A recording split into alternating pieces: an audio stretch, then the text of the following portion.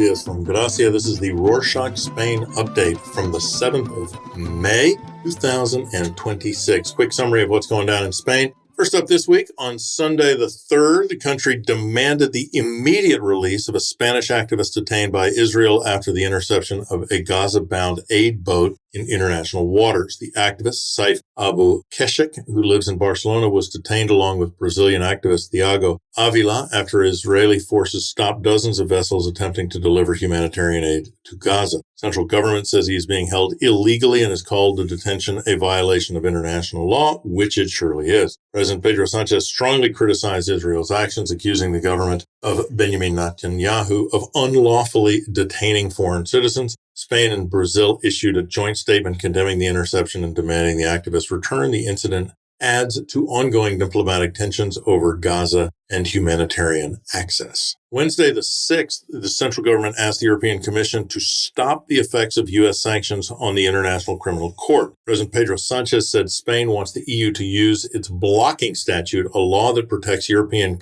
countries and companies from complying with sanctions imposed by other nations. The most recent U.S. sanctions specifically target members of the International Criminal Court, the court that previously issued arrest warrants for Israeli leaders over war crimes in Gaza. Court EU's blocking statute is rarely used, but it allows Europe to ignore foreign sanctions and protects its own legal system. Some EU lawmakers and countries have already supported using it, though the Commission is still being cautious, meaning being cowardly. As of May 5th, more than half of the schools involved in a pilot program to place police officers in schools in Catalonia have asked to withdraw.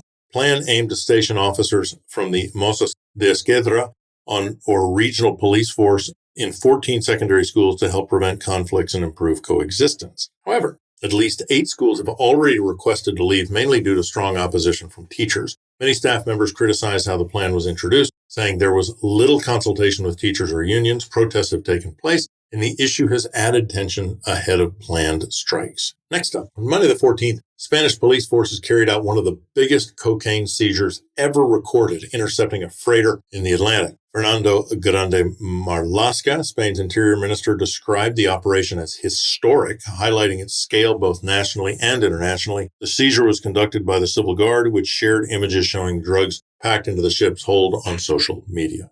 Authorities believe the vessel, though reportedly heading towards Libya, was likely part of a wider trafficking network intended to transfer the cocaine into smaller boats for distribution across Europe. On to the beach.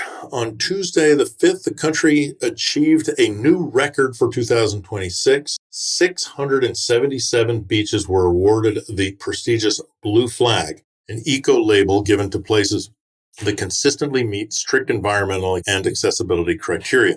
This award now means that the country holds over 15% of all Blue Flag beaches worldwide and holds the most out of the countries tested.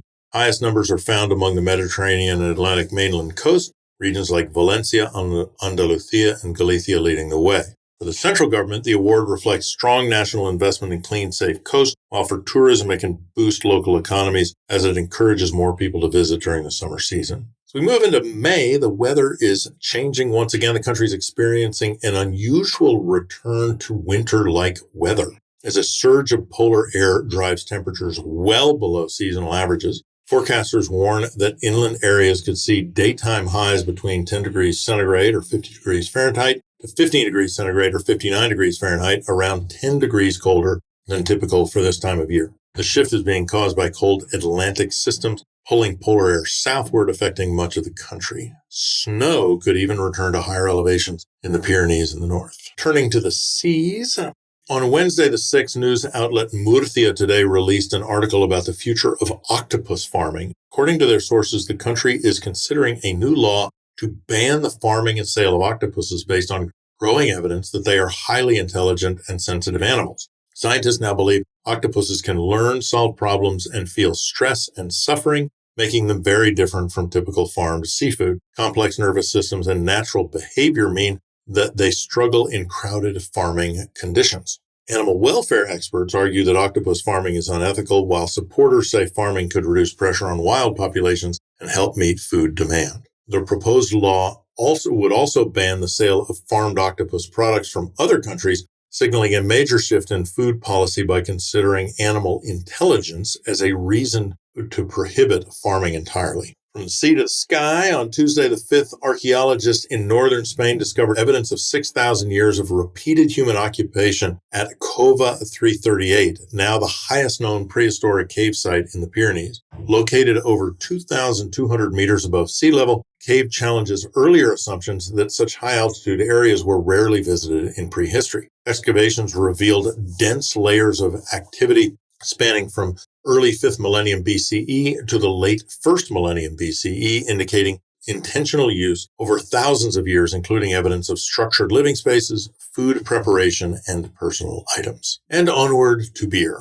At one of Europe's most respected competitions, the Barcelona Beer Challenge 2026, held in late April, national breweries won multiple gold medals, demonstrating the country's growing strength in beer production. Judges awarded winners such as Gran Via Lager from Andalucia in the south, simply a well-balanced beer. Gold by Oso Brewing Company, which was praised for its smooth, light profile. They also recognized beers ranging from rich, complex styles like Santa Compaña from Galicia in the northeast to fruity, experimental options like Tropical Funky from Catalonia.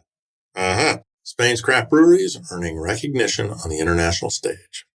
Think Piece this week, we're turning to Jesús Cañas of El País, who takes a closer look at life in Campo de Gibraltar, roughly 300,000 people across the 8 municipalities, including Algeciras and La Línea de la Concepción. The region sits at a strategic crossroads near the Straits of Gibraltar and Morocco. Despite major assets like the port of Algeciras, the area faces persistent challenges, including high unemployment and underdeveloped infrastructure. Drug trafficking often continues to fuel local crime, making life there kind of tough for locals. In the article, Cañas mentions that a new local party has emerged, which is aiming to improve local representation, but wonders whether much can be done to make local residents feel less disconnected from politics. So the question to ponder is, how can a region with such strategic importance and economic potential overcome barriers and create real opportunities for locals? Full article in the show notes.